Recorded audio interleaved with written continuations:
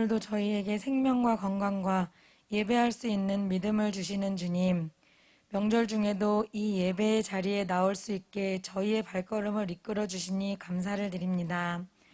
세상은 여러 이념과 서로 다른 생각들로 다투며 매일같이 떠들썩하지만 저희는 이 자리에 나와 찬양하며 기도하는 소리로 마음을 채우게 하시니 감사드립니다.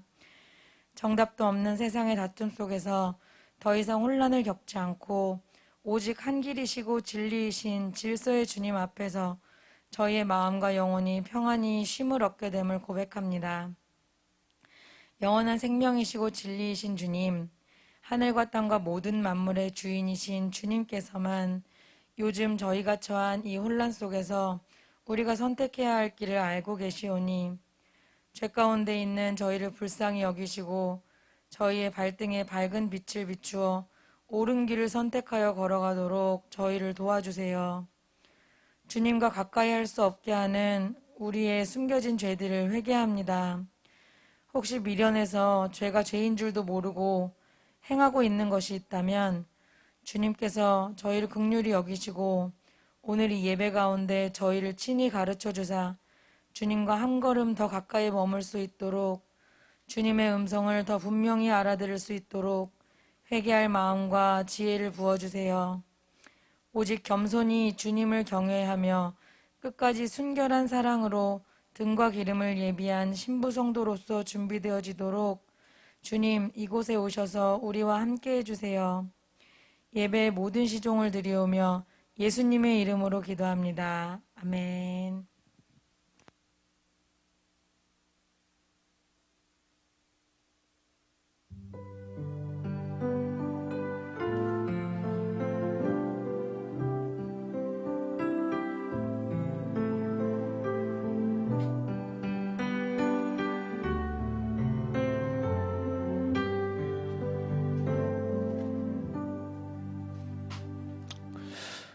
오늘 은혜 받으실 말씀은 사도행전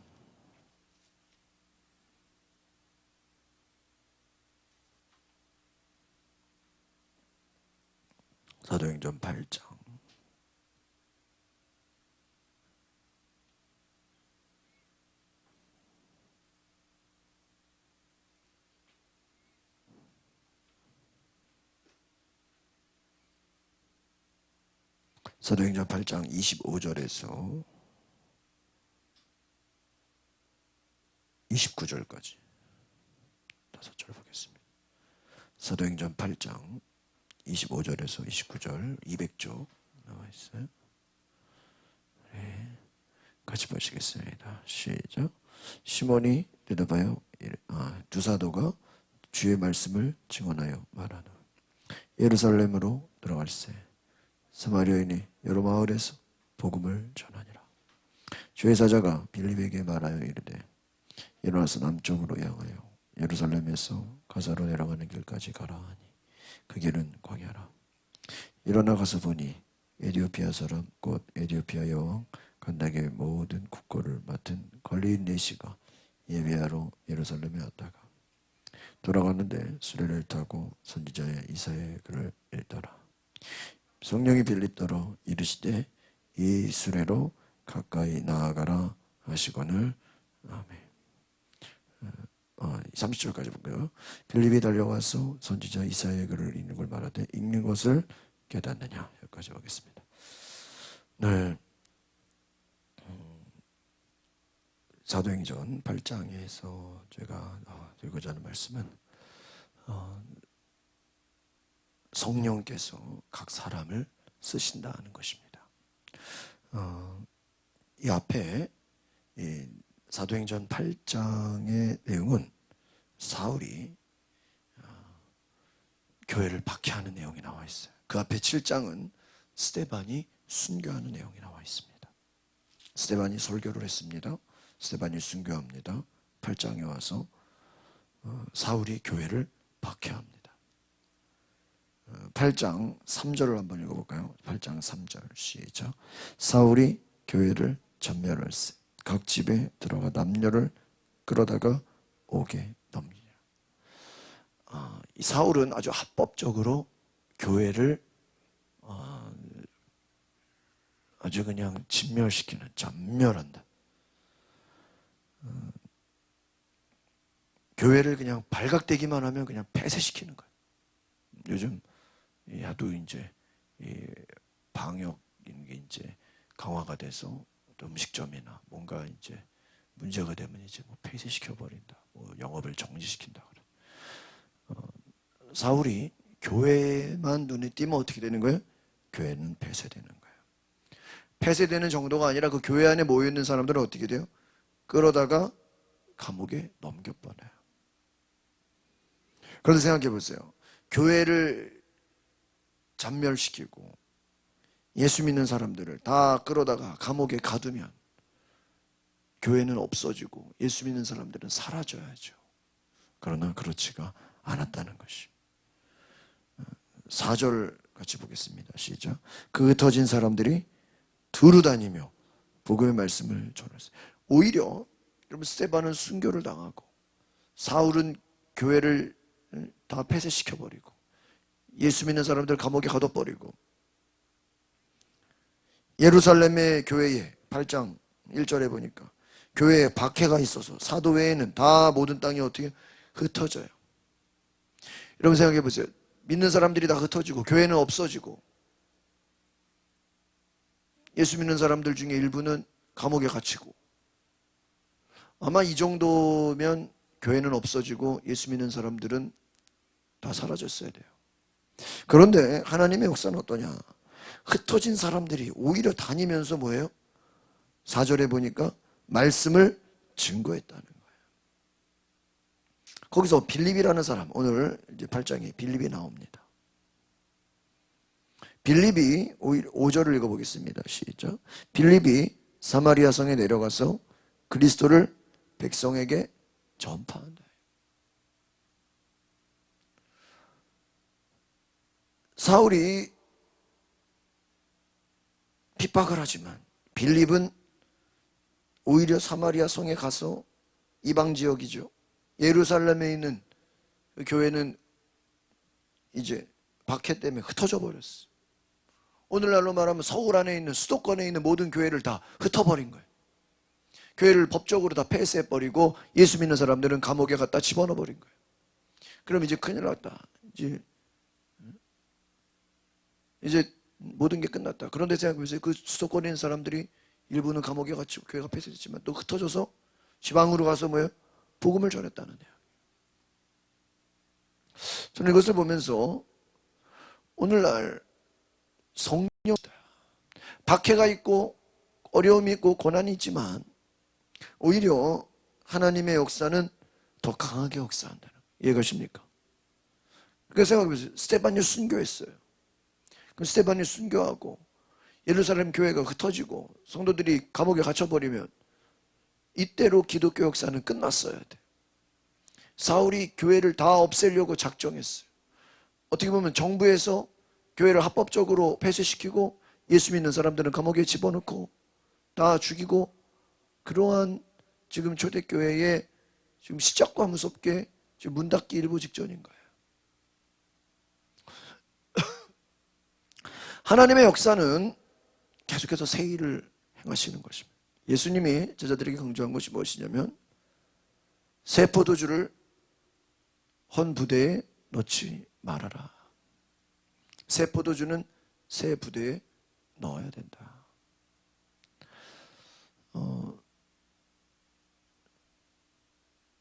요즘 같은 이런 시대에 도대체 이게 사역이 어떻게 되는 것인가? 교회는 어떤 방향을 잡아야 되는 것인가? 또한 앞으로 전략을 어떻게 세워야 되는 것인가? 그동안에는 모든 것이 다 뭐 부흥회, 뭐 수련회, 뭐 연합회, 우리 모이는 거 얼마나 좋아했습니까? 또 같이 뭉쳐서 교제하고 밥 먹고 단합대회하고 또 다 같이 어떠한 공동체로서의 모이는 것에 얼마나 우리가 많은 중요성과 그 의미를 가졌습니까? 그런데 이것이 지금 법적으로 제한을 받고 제재를 받고, 심지어는 가족끼리도 밥 먹는 것조차 어디 뭐 음식점을 따로 가야 되고, 혹여나 어쩔 수 없이 같이 갔으면 거기서 아는 체 하면 안 되고, 이제는 모이기 힘든, 참 말세에 모이기를 패하는 자들의 습관을 따라가지 말라 했는데, 진짜 이제 모이기가 어려운. 그러면 하나님의 사역은 어떻게 되는 것인가? 내가 오늘도 이렇게 여러 가지 책을 보고 여러 가지 기도하고 준비하는 가운데 하나님이 그런 말씀을, 빌립을 생각나게 했어. 빌립. 초대교회가 흩어지고 감옥에 갇히고 교회가 없어지는 그 상황에 빌립이 사마리아로 내려가서 그리스도를 전했다. 이 말은 뭐냐면, 각 사람들이 보세요. 사도 외에는 유대와 사마리아 모든 땅으로 어떻게 해요? 흩어지나. 잘 보세요. 사도들은 그러면 그냥 교회를 지켜야 되니까 그냥 있는 거예요. 그러면 빌립, 이 사람은 흩어진 사람이에요. 빌립 집사라 그러잖아요, 우리가. 평신도예요. 평신도가 흩어져서 복음을 전해요. 목회자들은 지금 교회 주변에 있어요. 평신도들은 다 흩어졌어요. 근데 그들이 흩어져서 사라지고 없어진 게 아니라 뭐예요? 복음을 전해요. 코로나라는 것이 때로는 모이지 못하게 하는 어떤 어려운 결과를 낳기도 했지만, 온라인 선교 차원에서는 아마 코로나 이전과 코로나 이후의 그 기독교 콘텐츠는 아마 수십 배 내지 수백 배 차이가 날 수도 있어요. 왜? 모든 교회들이 다 그냥 예배를 다 올려버리니까요. 그러니까 아마 온라인, 아마 이제 후대에 이제 역사가 더 지나서 코로나 이전과 이후의 어떤 그런 콘텐츠 올라가는 숫자를 비교해 본다면, 제가 대충 생각해도 한 10배 이상은 넘을 거예요. 엄청날 거예요, 아마. 그래서 아마 후대에 그 당시 코로나가 있었기 때문에 온라인으로 또 여러 설교와 예배를 올렸기 때문에 그것은 없어지지 않잖아요. 계속해서 남아있잖아요. 계속해서 전 세계에 전파가 되잖아요. TV를 통해서, 인터넷을 통해서, 핸드폰을 통해서. 아마 후대의 선교학적인 관점에서는 코로나로 인한 온라인 선교, 디지털 선교, SNS의 선교는 아마 최고조에 이르렀다고 아마 후대에서 이거를 평가할 거예요. 오프라인을 온라인으로 그냥 선교의 문을 열어버린 거죠. 어쩔 수 없이 생중계할 수밖에 없고. 그럼 단지 그것만으로 우리가 만족해야 되는 것인가? 저는 그것은 아니라고 생각합니다.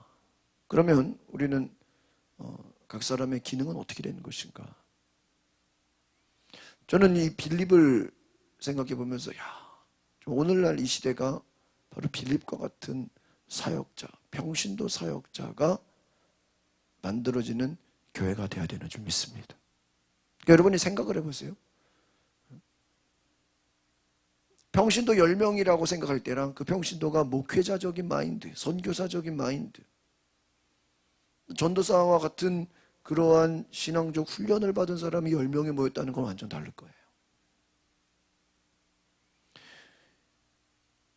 박해를 당하고 교회가 전멸당하고 있는 사람들이 감옥에 갇힐 때 교회가 없어진 것이 아니라 오히려 흩어져서 복음을 전하고 성령께서 계시를 주시고 성령께서 은사를 주시고 말씀을 전하게 하고, 심지어는요, 나중에 보면요, 이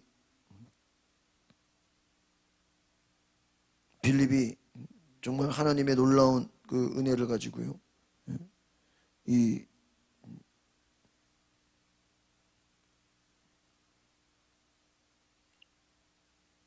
12절을 볼까요? 12절, 8장 12절. 시작. 빌립이 하나님 나라와 이 예수 그리스도의 이름으로 관하여 전도함을 그들이 믿고 남녀가 다 세례를 받으니. 심지어는요, 막 빌립이 가는 곳에 뭐가 임해요? 표적이 나타나고 능력이 나타나니까 사람들이 막 세례도 받고, 거의 지금 집사인데요, 하는 사역을 보면 목회자 수준이에요. 저는 이것을 보면서 오늘날 이 시대가 해야 되는 것이 무엇인가? 여러 가지로 많이 전도하는 것도 중요하고 복음을 전하는 것도 중요하지만 우리 지금 있는 성도들이 정말 빌립과 같은 성령의 사람이 되어야 되는 줄 믿습니다. 그러니까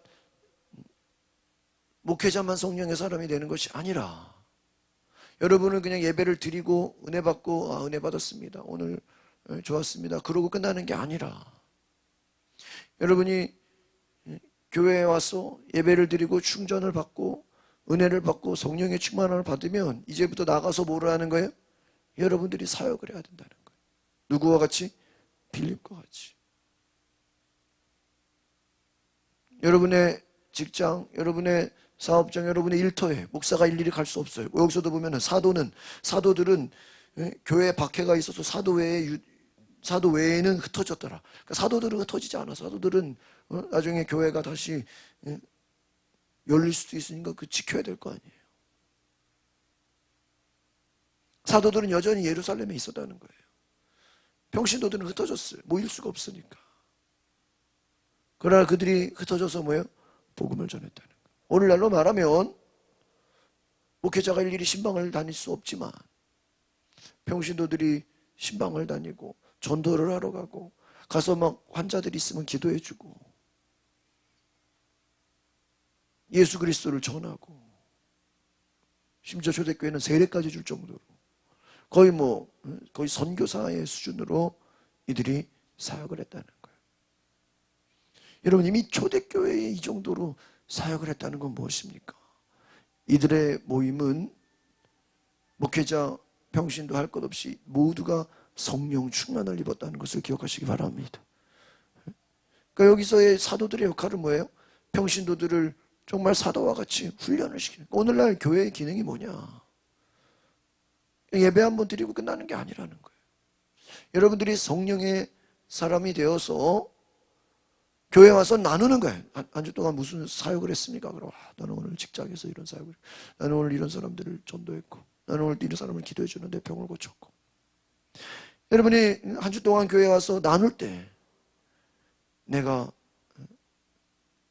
사역한 얘기를 나눌 수 있다면 그게 얼마나 기쁠까?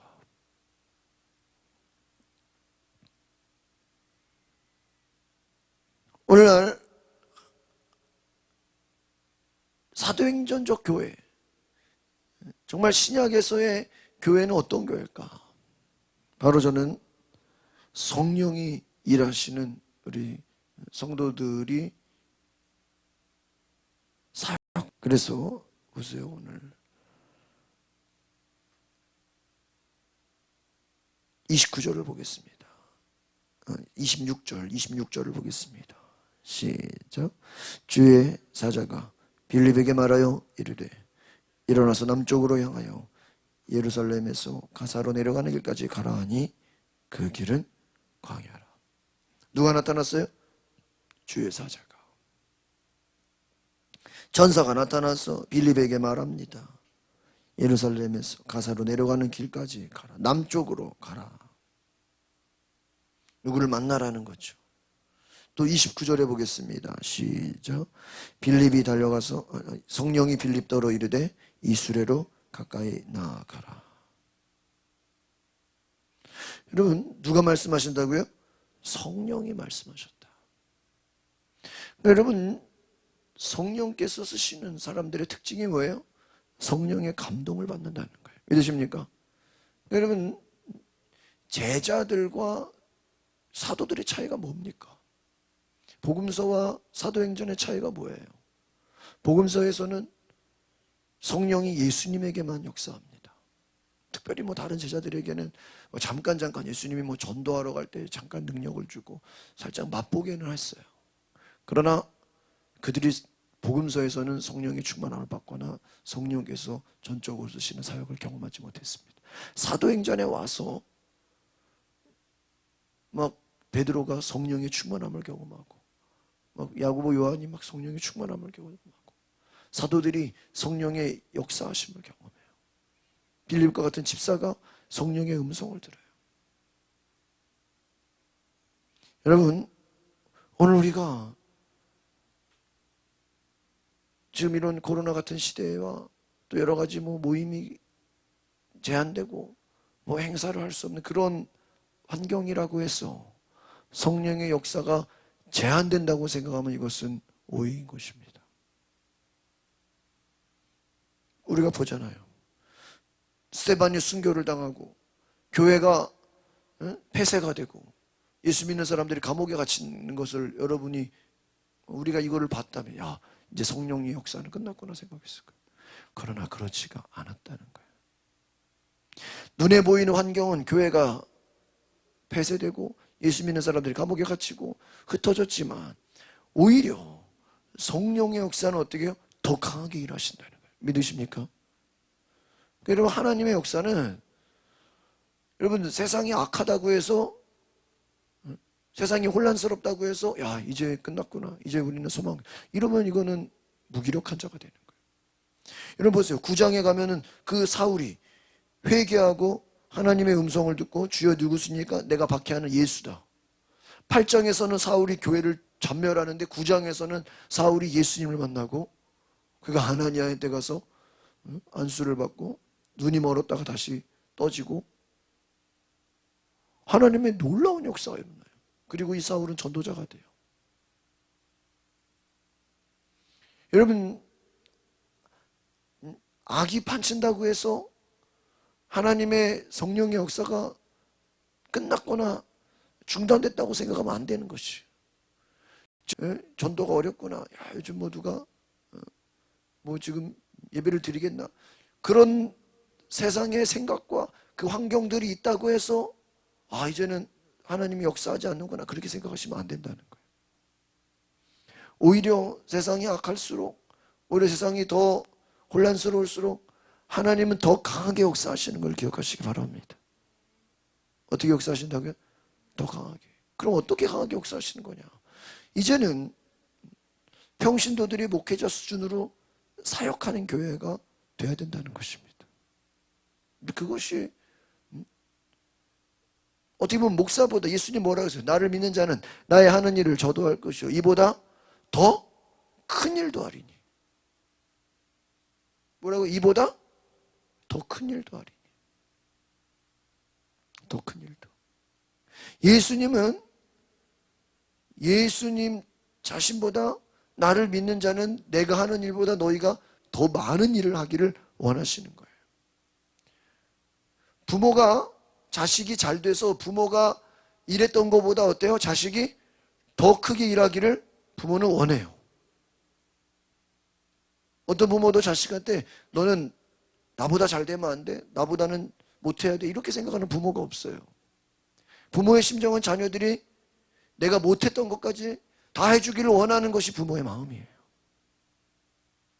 마찬가지로 하나님의 성령의 역사는 어떻게 보면 이 초대교회에서 일했던 성령의 역사보다 오늘날 이 시대에 하나님께서 더 많은 성령의 일하심을 하나님은 원하십니다. 누가 원하신다고요? 하나님은 원하시죠. 하나님은 원하시는데 우리가 갈망하는가 이게 문제인 거예요.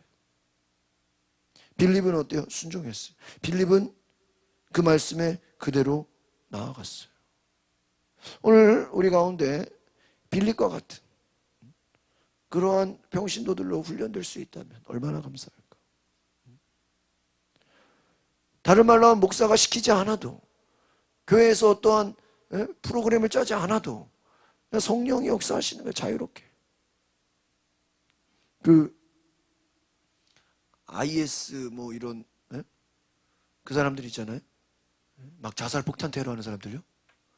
이 사람들이 얼마나 그 이슬람 그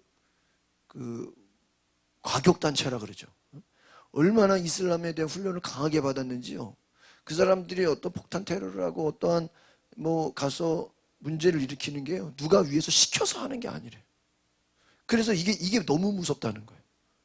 그러니까 무슨 본부에서 지령을 내려서 넌 어디다 가서 터뜨리고 넌 어디 가서 죽고 넌 어디 가서 여러분 생각해 보세요. 자기가 죽으면서 자살하면서 테러를 하는 거 이게 뭐 솔직히 시킨다고 할 수 있는 일이에요? 나름대로 그 사람들은 그게 자기 신앙심이거든요. 나름대로 그건 자기 순교거든요. 그래서 그게 아무리 제가 어떤 얘기를 북한 세미나 같은 거 들어보면요, 이게 아무리 신앙훈련이라도 그게 제정신에는 못한대요. 내가 죽어야 되잖아요. 그래서요, 마약을 먹어야 된대요. 그래서 미국에서 그 테러 조직을 검거하려고 막 그 사람들을 찾아내고 그 테러 조직을 뭐 이렇게 색출하고 쳐들어갔는데, 거기 가서 그 사람들이 피는 마약을 보니까 이게 북한산 마약인 거야. 메이드 인 북한, 노스코리아인 거야. 김일성 당시에 북한에서 외화벌이의 수단으로 산에다가 대마를 많이 심게 했다는 거예요. 무슨 벌이로? 외화벌이로. 외국에다가 팔기 위해서. 마약을 재배해서, 대마를 재배해서 팔기 위해서.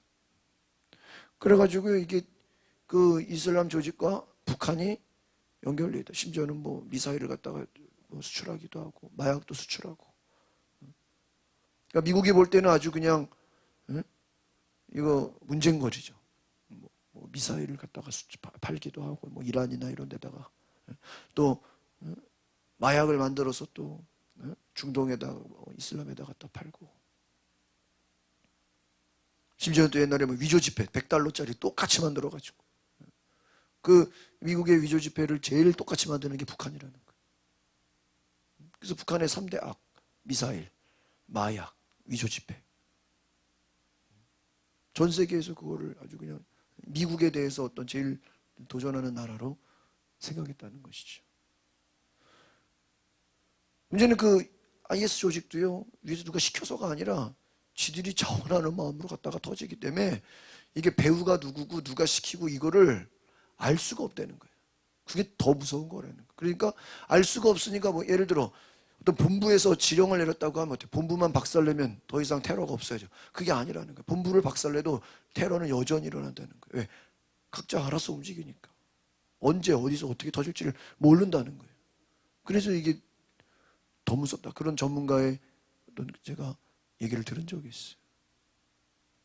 참 안 좋은 케이스지만 그들 나름대로는 신앙심으로 그렇게 하는 거예요. 어떻게 보면 여러분, 이걸 반대로 성령의 역사로 따지면, 성령의 역사는요, 하나님이 각 사람 가운데서 그냥 자유롭게 역사하시는 것입니다.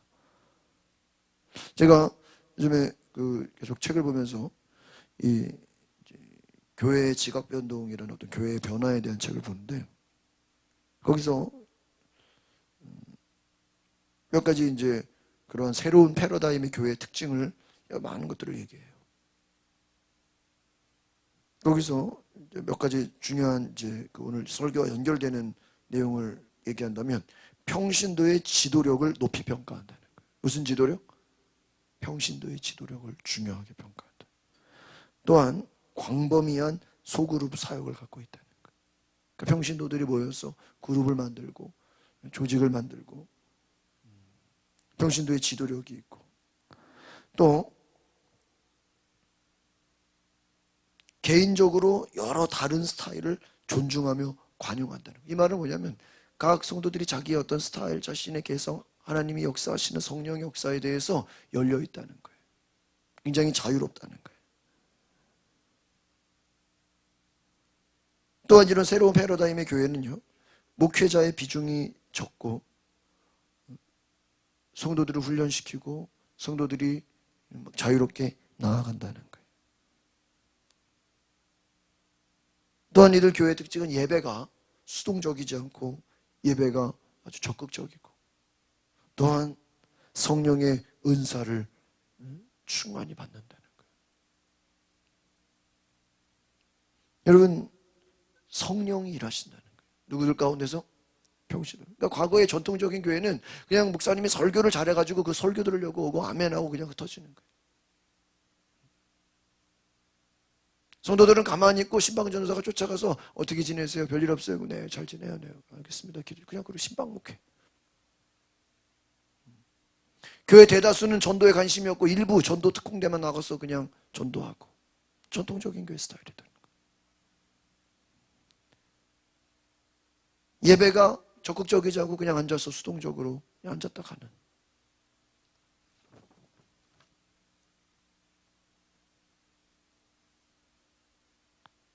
새로운 교회들의 특징은 강력한 평신도 사역. 따라합시다. 강력한 평신도 사역.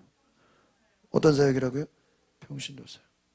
또 따라합시다. 불신자들을 위한 많은 사역들. 그래서 여러분 솔직히 목회자가 불신자들을 잘 알겠어요? 평신도가 더 잘 알겠어요? 예? 평신도가 더 잘 알죠. 여러분 목회자들은 주로 친한 사람들이 목회자들이에요. 목회자들끼리 만나서 주로 식사하고 대화하고 목회자들끼리 주로 교제하고 아니면 교회 안에서 중직자들. 그러니까 목회자들이 어떤 불신자와 또 교제를 하고 대화하고 이렇게 나누기는 쉽지가 않아요. 제가 이 아파트 동대표를 나간 이유 중에 하나가 불신자들하고 좀 교제하고 그런 대화의 창을 넓혀보려고 나간 게 있어요. 근데 이렇게 대화하기가 쉽지가 않아요. 저들을 전도하기가 쉽지가 않아요. 왜요? 이 같이 교제하는데 많은 어려움이 있어요. 여러분 새로운 성령이 역사하는 교회들의 특징은 비전이 이끈다는 거예요. 강력한 평신도들의 사역이 있고요. 교인들과 초신자들이 목회자의 돌봄을 받지 않고 평신도들의 돌봄을 받는데요. 또 전도를 위해서 많은 문화적인 콘텐츠를 사용한다는 것입니다. 어떻게 하면 잃어버린 영혼들을 전도할까? 그들을 위해서 기도하고 그들을 위해서 프로그램을 짠다는 거예요. 그러니까 전도나 어떻게 보면 그게 오늘날 선교회의 역할이죠. 저 오늘 이 책을 보면서 우리 감리교회에 속회가 있고 밴드가 있었어요. 밴드가 이제 오늘 우리가 말하는 선교회예요. 속회는 뭐냐면 불신자들을 초청해 와서 그 안에서 같이 속회로 먼저 초청을 해서 거기서 대화하고 거기서 영접시키고 거기서 주일 만나게 하고 예배로 데리고 오는 과정이에요. 그럼 밴드, 선교회는 뭐냐? 이것은 전도를 하기 위한 선교를 하기 위한 특별한 조직이에요. 각자 은사를 활용하고 전도를 위한 전략을 짜고 불신자를 구원하기 위해서 잃어버린 영혼을 찾기 위해서 어떤 문화적인 콘텐츠를 개발하고 어떤 접촉점을 찾고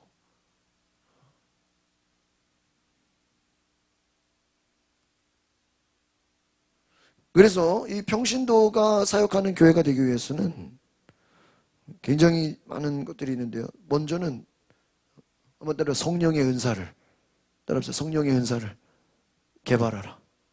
이 목회자 역할은 거야. 은사를 개발시키는 거예요.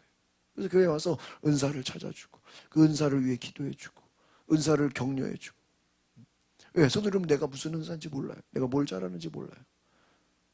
은사를 발견해주고 성령의 충만함을 받게 하고 성령의 기름 부음을 받게 하고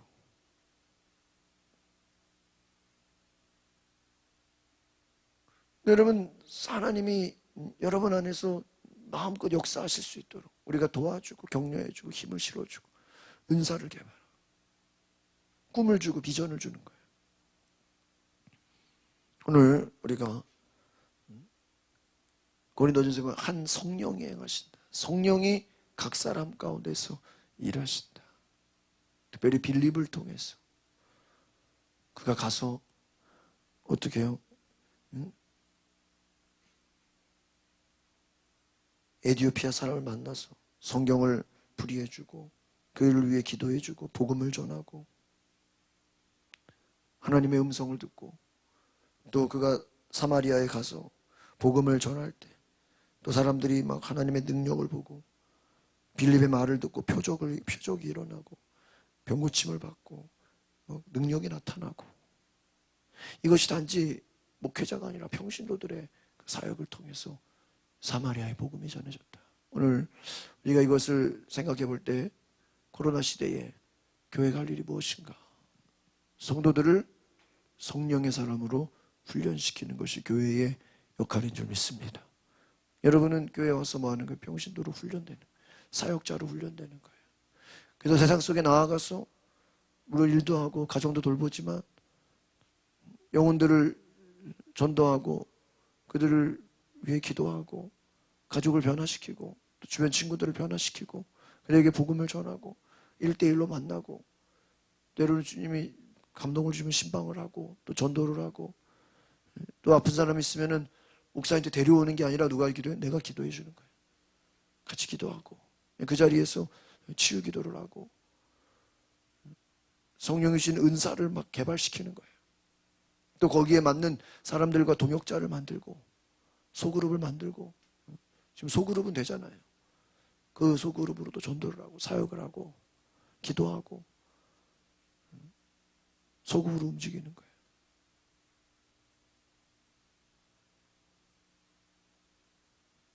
여러분, 하나님께서 일하시는 성령의 역사를 환영하시기 바랍니다. 우리가 해야 될 일을 따라합시다. 성령의 기름 부음을 받읍시다. 성령의 은사를 받읍시다. 성령이 내 안에서 행하시게 합시다. 그러니까 성령을 받는. 우리 마지막 성경 한두 점만 보고 마칠게요. 사도행전 10장을 보세요. 세 절을 더 보겠습니다. 사도행전 10장. 베드로가 설교를 한 내용이에요. 베드로가 고넬료의 이방인의 집에 가서 설교를 합니다. 10장 38절. 10장 38절 같이 보겠습니다. 시작. 하나님이 나사렛 예수에게 성령과 능력을 기름 붓듯 하셨으며 그가 두루 다니시며 선한 일을 행하시고 마귀에게 눌린 모든 사람을 고치셨으니 이는 하나님이 함께 하셨습니다. 할렐루야. 이게 누구에게? 하나님이 예수에게 뭐를요? 성령과 능력을 막 기름 붓듯 하셨어요. 그러니까 어떻게 돼요? 선한 일을 해. 마귀에게 눌린 자를 다 고쳐버려. 병든 자를 고쳐요. 하나님이 함께 하셔. 복음을 전하고 병을 고치고 선한 일을 행하고. 이 내용을 지금 베드로가 어디 가서? 고넬료 이방인의 집에 가서 막 전하는 거예요. 예수를 증거하는 거예요. 그러니까 어떻게 돼요? 43절 44절 시작. 그에 대하여 이 모든 선지자도 증언하되 그를 믿는 사람들이 다 그의 이름을 힘입어 죄사함을 받는다 하였느니라. 베드로가 이 말을 할 때에 성령이 말씀 듣는 모든 사람에게 내려오시니. 베드로가 설교하는데 예수님을 증거하는 얘기를 듣고 성령의 역사하시는 얘기를 듣고 그 말을 들은 사람들 가운데 어떻게 돼요? 성령이 말씀 듣는 모든 사람들에게 어떻게 했다고요? 내려왔다. 여러분, 우리가 말씀을 전하면 그 말씀을 듣는 자들에게 누가 오세요? 성령이 오십니다. 할렐루야.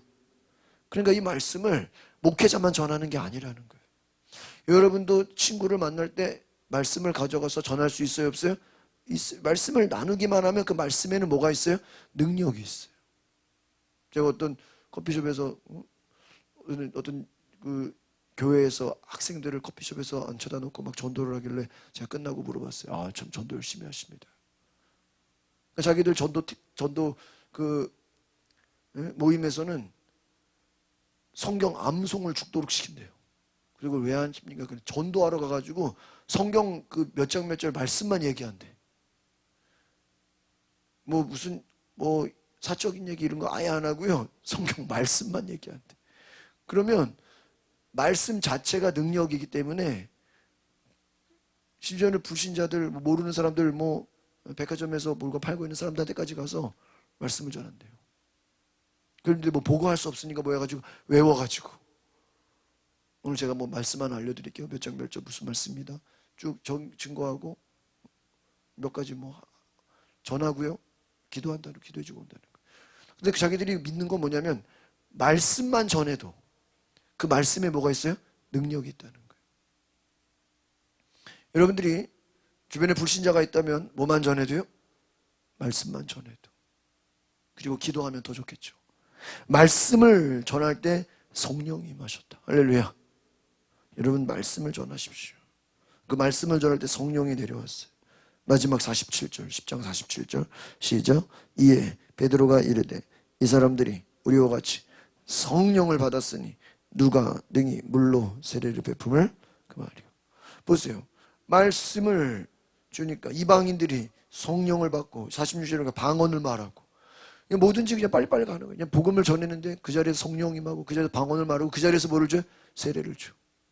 이러고 생각해서 앞에서는 교회가 박해를 받고 예루살렘 교회가 문 닫고 예수 믿는 사람은 감옥에 갇히는데 전도의 역사는요 막 놀라워요. 놀랍게. 여러분, 저는 세상이 어렵다고 해서 다 안 되는 게 아니라 되는 데는 하나님이 더 크게 역사하신 줄 믿습니다. 제가 어디 이렇게 음식점을 다녀보니까 놀라운 사실을 깨달았어요. 요즘에 저녁에 음식점들 잘 모이기 힘들잖아요. 인원 제한이죠. 근데요, 어떤 음식점을 가보니까 야, 저녁인데요, 사람은 별로 없는데 배달이 엄청 많이 와. 그래서 깨달은 게 뭐냐, 야, 이 음식점은 사람은 안 오는데 배달로 그냥 오히려 더 큰, 오히려 코로나가 끝나면 오히려 매출이 더 주는 게 아닌가, 그 정도로 생각할 정도로 잘 되는 데는 뭐래요? 배달로 더 잘 되는구나. 사람은 뭐여도. 하나님은 다른 방법으로도 일하십니다. 흩어지게 와서 오히려 더 크게 역사하시는 거예요. 오늘 우리가 이 말씀을 기억하면서 중요한 건 뭐예요? 성령이 오셔야 돼. 성령이 오시지 않고 우리 힘으로 하는 건 아무 소용이 없어요. 성령이 빌립에게 내려오셔서 하나님의 위대한 일을 행하신 것처럼 우리에게 성령이 오셔서 우리 각 성도들, 집사, 권사, 평신도 할 것 없이 모두가 다 정말 가는 곳마다 복음이 전해지고 성령을 받고 그들이 치유함을 받고 막 목사가 시켜서가 아니라 알아서 막 선교회에서 막 전도 프로그램을 만들고 전도지를 만들고 노방 전도를 하고 뭐 친구 초청을 하고 신방을 하고 새로운 전도가 일어나고 치유의 이적이 일어난다면 이게 얼마나 놀라운 일일까. 한 사람 한 사람 가운데 성령 일하시는 그 놀라운 역사가 일어나기를 소망합니다. 기도합시다. 하나님 감사합니다. 우리가 꿈을 꾸게 하옵소서. 사도행전적 교회, 성령이 일하시는 교회, 평신도들이 성령의 사람이 되어 가는 곳마다 기적이 일어나고 말씀이 증거되고 하나님의 놀라운 역사가 일어나고 성령의 기름 부으심을 받아 은사가 개발되고 아이디어가 생기고 성령의 역사가 막 일어나게 되는 놀라운 비전과 꿈을 보게 하옵소서. 우리 성도들이 듣기만 하는 자가 아니요 참여만 하는 자가 아니요 적극적으로 움직이는 자들이 되게 하옵소서.